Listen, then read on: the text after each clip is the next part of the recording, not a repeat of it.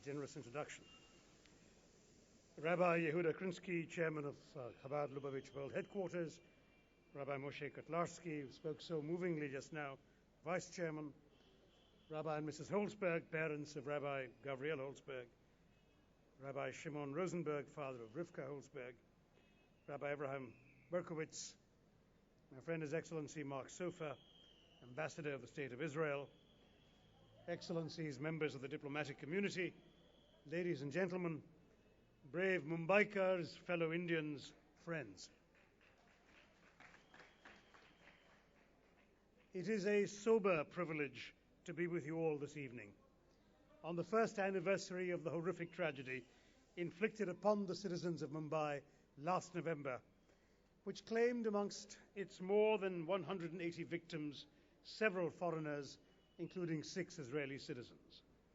Today we remember in particular Rabbi Gavriel Holzberg and his wife Rivka, who made this house their home.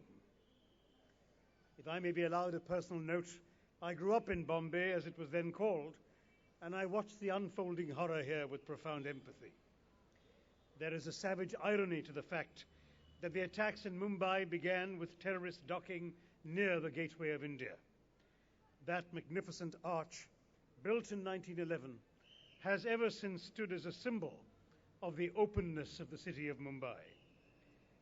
I remember my childhood and well thereafter going back frequently and seeing the crowds flocking around the Gateway of India, teeming throngs reflecting India's diversity. Last year, watching that same area, the same Gateway of India on television, barred and empty, ringed by police barricades, that gateway, the gateway not just of India, but to India and to India's soul, seemed to me to stand as a mute testimony to this criminal assault on my country's pluralist democracy. The terrorists who assaulted the Taj Mahal and Trident hotels, the Chhatrapati Shivaji terminus, Nariman House, the Chabad House, and so many other places, knew exactly what they were doing. Theirs was an attack on India's financial nerve center and commercial capital, a city emblematic of this country's energetic thrust into the 21st century. They killed in cold blood people of several different faiths, backgrounds, and nationalities.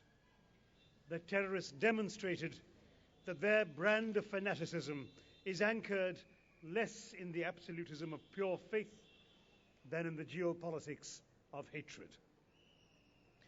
The attack on Nariman House and its Jewish residents was quite central to the terrorists' aims. And it was particularly sad, since India is justifiably proud of the fact that it is the only country in the world with a Jewish diaspora going back 2,500 years where there has never been a single incident of anti-Semitism. The fact is, in my home state of Kerala, the Jews landed, if oral legend is right, after the destruction of either the first temple or the second temple, at any rate well before the birth of Christ. Again, another oral legend is that when St. Thomas, doubting Thomas the Apostle, landed on the shores of Kerala, he was greeted on shore and welcomed by a flute-playing Jewish girl. We have the Jewish community of the Bnei Israel of Maharashtra and the urban so-called Baghdadi Jews who came during the imperial era. All of them have lived in India in peace with their neighbors of all communities and all religious faiths. This was the first time that it became unsafe to be Jewish in India. This tragedy at Nariman House provided one more proof then that the terrorists were not Indian, because the people of India of every community have no conflict with the Jewish people anywhere, and it was clear these were foreigners pursuing a foreign agenda. The loss of the Holzbergs, fine young people who had opened their doors and their hearts to the Jews of Mumbai and to Jewish travelers here, was truly tragic. Its poignancy underlined by the survival, thanks to their plucky Indian nanny, Sandra Samuel, of their 2-year-old son, Moshe. They were known as a generous, loving couple. Their home, which was so brutally attacked, and I was horrified to take a look at the extent to which evil can do the damage that one can see inside this house. Evil and hatred that manifested itself on the walls, the steps, the windows of this house. And this home, which was so brutally attacked, was a home away from home for thousands of Jewish travelers to and from India. As the rabbi mentioned, I have known the Lubavitch Chabad movement earlier in my years as a UN official, and I grieve with them for their terrible loss.